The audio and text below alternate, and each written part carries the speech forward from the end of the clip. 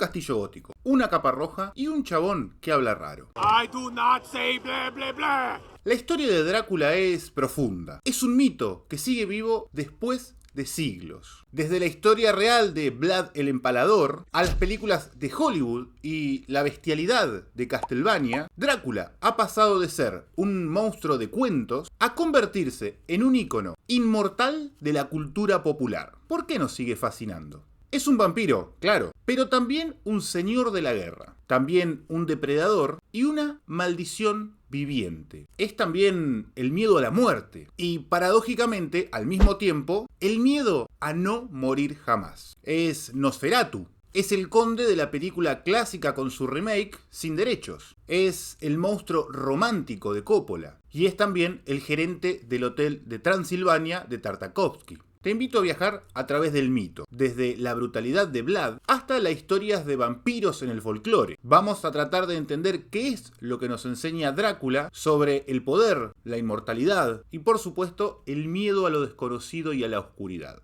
Porque Drácula nunca muere, y esa es la parte más aterradora de todas.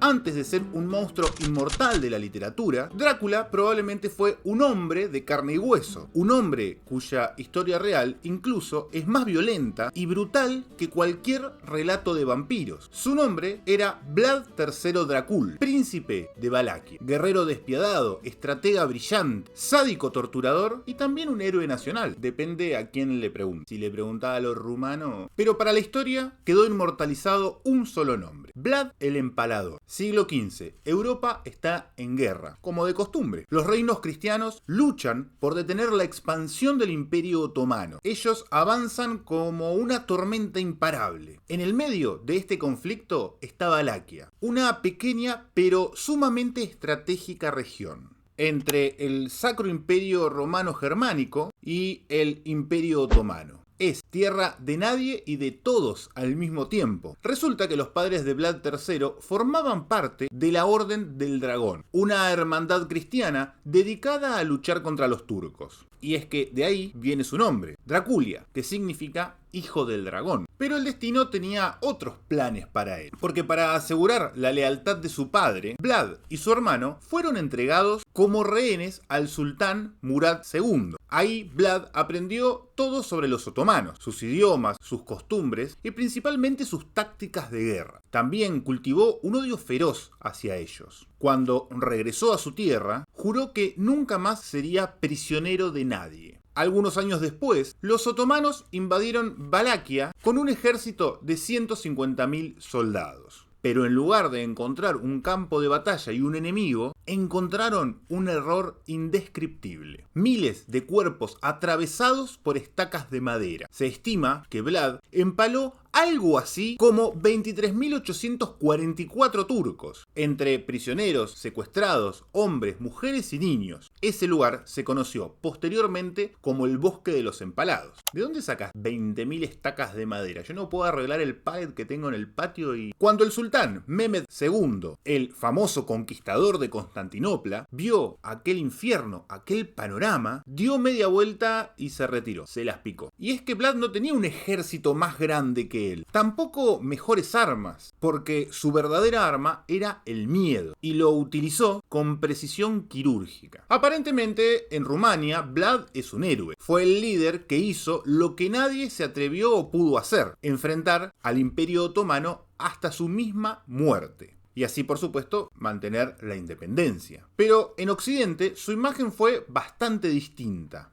Llegaron noticias de lo que allá había sucedido a través de mercaderes alemanes que imprimieron panfletos exagerando su brutalidad. Siempre las fake news existieron en el mundo. Lo retrataban como un demonio, un sádico que se atrevía a empalar hasta a sus propios súbditos. Empaló a 100.000 personas, decían algunos. Bebía la sangre de sus enemigos, rezaban otros panfletos. Suena conocido, ¿no? Resulta que, siglos después, un escritor irlandés llamado Bram Stoker encontró dos relatos. Uno de William Wilkinson llamado Consideraciones sobre los principados de Valaquia y Moldavia y La tierra más allá del bosque, de Emily Gerard. Este último trataba sobre mitos transilvanos. Lo importante es que en estos dos, Stoker encontró la inspiración perfecta para su personaje, ni más ni menos que el vampiro Drácula. La verdad es que no está muy en claro cuánto sabía Stoker sobre Vlad. La posta es que no hay registros de que haya visitado efectivamente Rumania. Y el acceso a las fuentes de información, bueno, como entonces, era bastante limitado. Pero el nombre Drácula tenía algo bastante especial. Sonaba poderoso, tenía una historia sangrienta detrás y sobre todo evocaba terror. Con la obra literaria de Stoker de 1897, Drácula dejó de ser un príncipe. Y ahí se convirtió poco a poco en un monstruo inmortal. Pero, ¿fue un monstruo o fue un líder pragmático? Si hubiese perdido sus batallas, la verdad es que nadie lo recordaría. Pero ganó. Y no lo estoy justificando. Lo que pasa es que en esas épocas, los vencedores no necesariamente son los héroes de la historia. Hoy tampoco.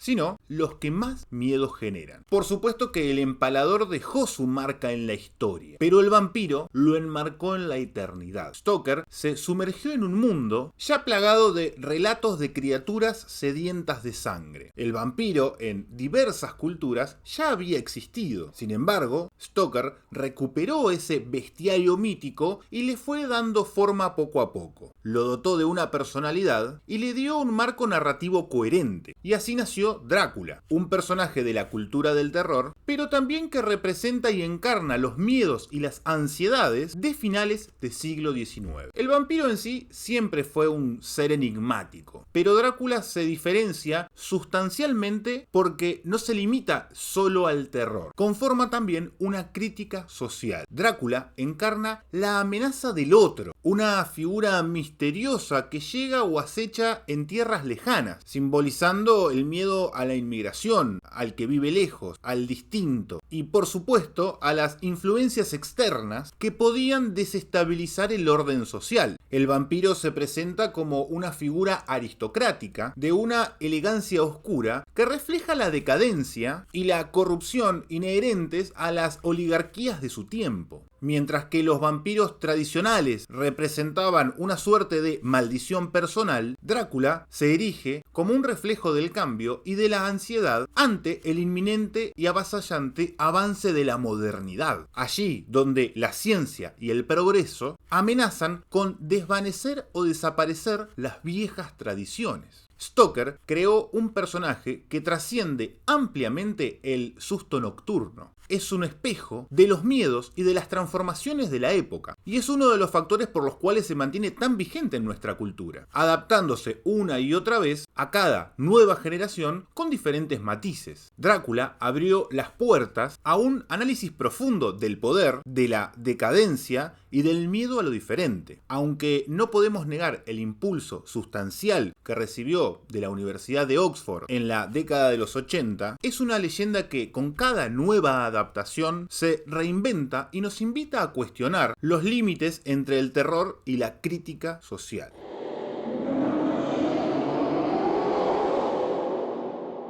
Te contaba hace un rato que por supuesto que los vampiros no nacieron con Drácula. Sus sombras acechan desde tiempos inmemoriales. Desde Europa del Este hasta el lejano Oriente, la figura del ser que regresa de la muerte para alimentarse de los vivos ha existido en varias culturas. Quizá porque el vampiro representa a uno de los miedos más profundos de la humanidad. El miedo a lo que no muere. El miedo a lo que no podemos destruir del todo. Antes de Drácula existían otras criaturas que acechaban desde la oscuridad. Por ejemplo, estos son los Strigoi, un mito rumano. Eran espíritus inquietos que volvían de la tumba, claro, para atormentar a los vivos. Se decía que eran personas malditas, condenadas a la no muerte por sus actos impíos en la vida. ¿Cómo se acababa con una de estas bestias? Muy simple, clavarles una estaca en su corazón, cortarles la cabeza y quemar su cuerpo. Se dice que cuando Bram Stoker falleció a los 64 años en una pensión de mala muerte, lo hizo señalando una esquina de la habitación estaban y repitiendo incesantemente Strigoi, Strigoi. En la tradición china, estos son los Jianxi. Eran cadáveres que volvían a la vida y absorbían la energía vital de sus víctimas. Se movían con cierta rigidez, con los brazos extendidos por el rigor mortis. La forma de detener a estas bestias era distinta.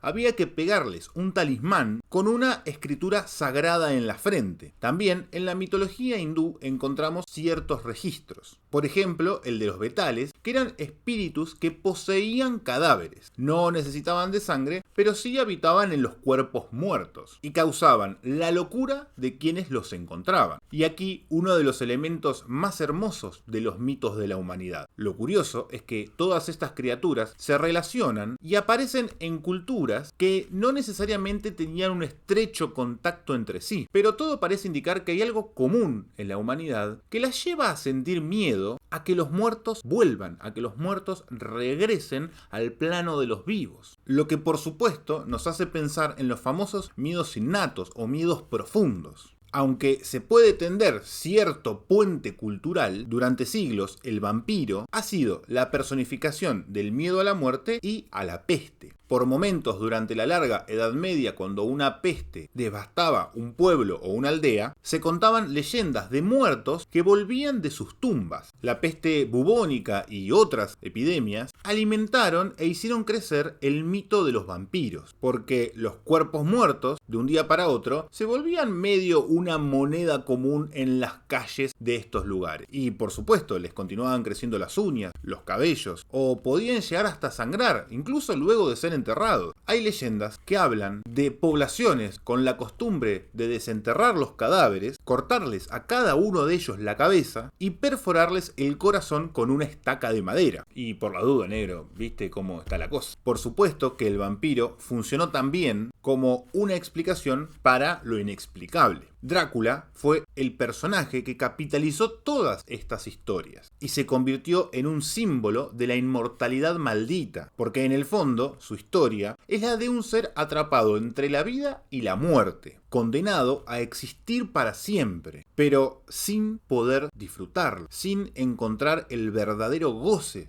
de la vida. Es un rey sin reino, un depredador, una víctima de su propio destino. Fue visto 100 años después en Ámsterdam, durante un festejo de Pascuas. 200 años después, su inconfundible rostro aparece en este cuadro de Papusek. En ese momento, Gregorio Luigi Barnaba Chiaramonti, Pío VII, dio el visto bueno para que comenzara su cacería. El Vaticano creó una división secreta que se encarga de perseguir y de investigar a los detractores de Cristo. Y no estoy hablando del grupo Turf, Torrejón. Estamos hablando de vampiros.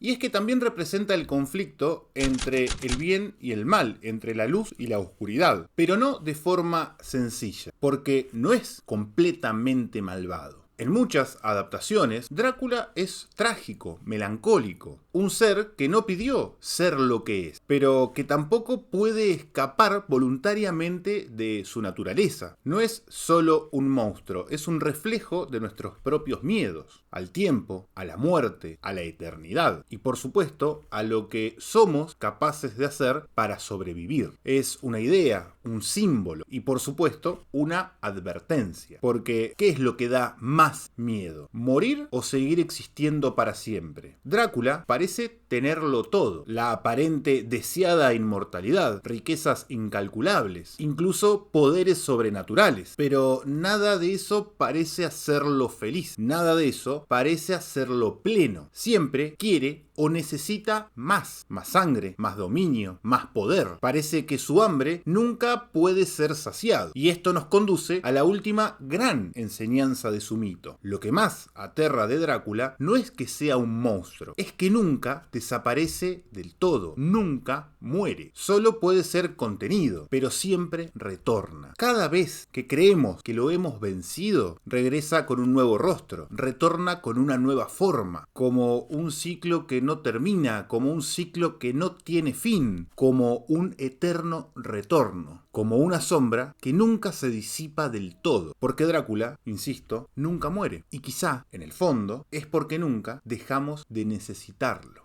Gracias, compatriotas númenóreanos, por hacer el aguante a un gordo Tolkien hablando en esta oportunidad de Drácula. Si te copás y querés bancar este proyecto, podés sumarte como mecena para hacer a Númenor grande otra vez. Buscá el botón de unirte y recomendale este canal, este video a tus amigos apasionados de beber sangre en cuellos ajenos.